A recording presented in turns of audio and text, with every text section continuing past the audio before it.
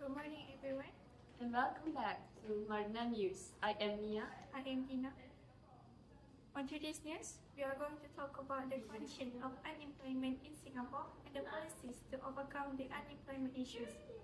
Now, taken back in 2014, we start from 3.74% in stable pattern until 2015. However, in the next 2 years, an increased pattern happened in 2016 and 2017, both recorded 4.08 and 4.20%, where the same things happened in late 2019 and late 2021, which is the time COVID-19 hit globally. 2021 recorded 4.64% as the highest percent in decades. The percentage slowly decreased to 3.59% and 3.44% in 2022 and 2023. This has affected the economic sector drastically, especially the manpower sector.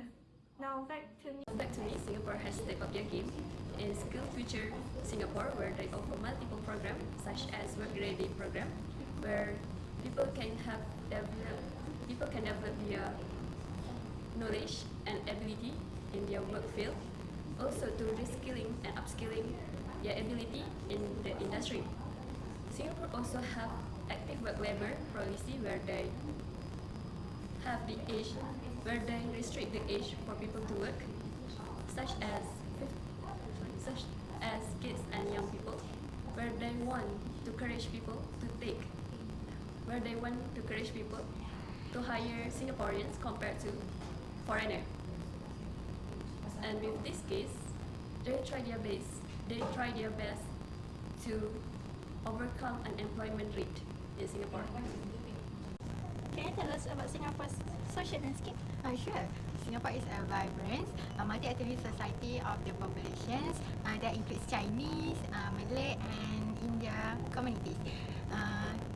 About 50% of the residents are foreigner. The Chinese community, making up 75% of the citizenry, is quite influential. For example, during Chinese New Year, you will see vibrant spirit, the traditional performance, and festival foods everywhere. Okay, how would you describe the quality of life in Singapore? The quality of life in Singapore is very high. Factors like healthcare, safety, education, efficient infrastructure, and rich culture since all contributes. For instance, the healthcare system is comprehensive, ensuring residents get excellent medical care. Certainly, Singapore is a global financial hub, attracting significant foreign investment thanks to its stable political environment and pro-business policies. For example, the Singapore Exchange is a leading stock exchange in Asia, facilitating international trade and investment. How is Singapore's economy diversified? Singapore has a diversified economy that draws substantial foreign investment in both manufacturing and service. Key sectors include petrochemical, electronical, pharmaceutical, machinery, and financial service. For instance, biomedical science are a key area of economic growth due to global healthcare and biotechnology trends. Can you tell us what is the GDP per capita in Singapore? Singapore's economy has grown at an average annual rate at 2.2% over the past 4 years, making it the 18th largest community in Asia Pacific, ahead of Kazakhstan. Hi, my name is Shwada. I'm going to talk about background of Singapore. First is population. As of 2024, Singapore population is approximately 5.7 million people. The population is made up of diverse ethnic groups including Chinese, Malay, Indian and others. The country has a high proportion of foreigner workers due to its strong economy and labour demand. Second is import and export. Singapore is a major global trading hub with one of the busiest ports in the world. As a highly open economy, trade plays a central role. First is import. The major imports include machinery and equipment, minerals, fuels, chemicals and food products. Singapore imports raw material and semi-manufactured goods that it used for re-export. Exports in Singapore main export include electronic, petrochemicals, pharmaceuticals and machinery. It is also a major export of refined petroleum and digital products. The country is known for its free trade agreements (FTA) with many countries and regions, with some economic growth. Singapore economy is characterized by strong and stable growth, driven by manufacturing, service, and a robust financial sector. The government pursues policy to encourage innovations, technological advancement, and sustainability, which has helped Singapore remain competitive. Taxation and spending have been used by the Singapore government to manipulate the economy. In Singapore, both monetary and fiscal policy are crucial for addressing unemployment, but their mechanism and approaches are not the same. The government also opens more job opportunities with greater support from every sector and opens skill development and education by unlocking potential with how skills training solve unemployment. Let's conclude today's news session at Marina News. Until next time. Good evening, everyone. Thank you for coming for our meeting today. So, without wasting our time, let's proceed with recommendation and policy about unemployment in Singapore. So, what was the progress? Can I know? Okay, for our department has found two solutions for this problem. First, we need to give support for all demographics such as the youth, older workers, women, low-income individuals, and disabled people. As for the youth, we are planning to open more internships, apprenticeships, and graduate employment schemes to make sure they get hands-on experience in the workplace. For the older workers, women, low-income individuals, and disabled people, we will create new penalties to the companies who practice discriminatory, so that a fair job market can be created benefiting both individuals and business in the company. Oh, that's great, Dina. So, how about you, Mia? Well, for me, I think skills development and education would be great too. We believe that upskilling and reskilling program can make employees stay relevant and can upgrade their knowledge and ability to fit in this era of technology. Not to forget, soft skills play a big role in an organization. By that means, we should expose young people to enhance their soft skills in communication, problem solving, and adapting with their job scope and work environment. Last but definitely not least, is by focusing on emerging sectors like technology, since it keeps growing bigger these days.